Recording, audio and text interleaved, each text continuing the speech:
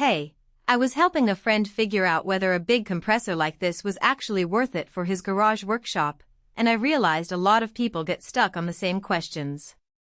So if you're trying to decide whether the Rolair 5 HP vertical 80-gallon compressor is the right move for your space and your projects, stick around. Link is in the description if you want to check the product details on Amazon. The first thing that trips people up is the size.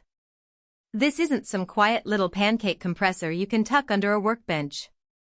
It's a full-size vertical tank that's going to take up floor space and weigh close to 300 pounds when it's empty. If your garage is already tight or you're sharing it with cars or tools, measure the doorway and the path to where you plan to set it up. You'll need at least a 30-inch opening and a solid floor. This thing isn't rolling around on a garage mat. The vertical design saves footprint compared to old-school horizontal tanks, but it's still a permanent piece of equipment once it's in place. Now, the headline numbers look solid: 5 HP, 15.3 Cfm at 175 Psi, 80-gallon tank. That CFM figure is what matters most if you're running air tools like impact wrenches, sanders, or big die grinders for hours at a time. If you're only using a brad nailer or a small finish gun for short bursts, you could get away with a smaller unit. But if you're running two tools at once or you're in a professional shop, that 15.3 Cfm at 175 Psi gives you enough reserve to keep tools from bogging down when the pressure drops. The 80-gallon tank smooths out the cycling too, so the motor isn't kicking on and off every couple of minutes under heavy load. One thing that surprised me when I dug into the specs is the power requirement. This is a 230-volt single-phase unit, which means you either need a dedicated 20-amp circuit with the right plug or you'll have to hire an electrician to wire it in. If your garage only has standard 120-volt outlets, this compressor isn't plug-and-play. That's a hidden cost a lot of buyers overlook until the delivery truck shows up. Also, the motor is loud. Think shop vac level, not conversation level. If you're working in a shared space or you're sensitive to noise, plan for hearing protection and maybe even some sound dampening around the setup. Who actually benefits from this compressor?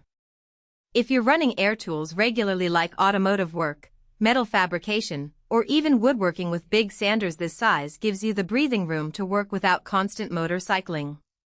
It's also useful if you're running multiple tools off the same line, like a spray gun and an impact wrench at the same time.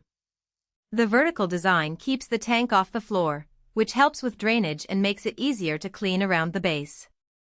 And if you're in a professional shop where downtime costs money, the larger tank and higher CFM mean fewer interruptions. On the flip side, if you're only doing light DIY work or you're tight on space, this is overkill.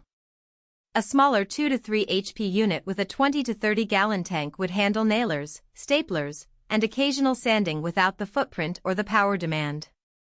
Also, if you don't have 230-volt service, you're looking at extra electrical work that could push the total cost close to what a smaller unit would run with none of the hassle. The trade-off here is clear: you're paying for capacity and durability.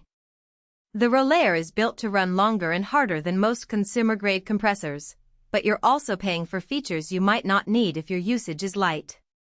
The motor is designed for continuous duty, so if you're running it hard all day, it's less likely to overheat compared to a cheaper unit.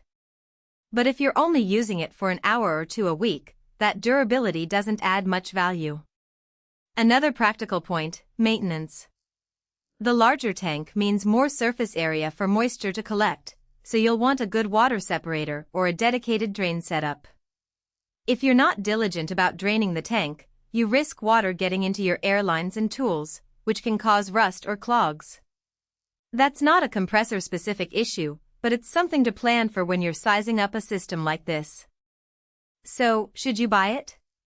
If you're running air tools regularly, you have the space, and you're set up for 230-volt power, this compressor is a solid investment. It's built to handle professional workloads, and the vertical design keeps it manageable in a garage or small shop. But if you're only using air tools occasionally or you're tight on space and power, a smaller unit would save you money and hassle. Before you pull the trigger, double-check your electrical setup and measure your space. If you're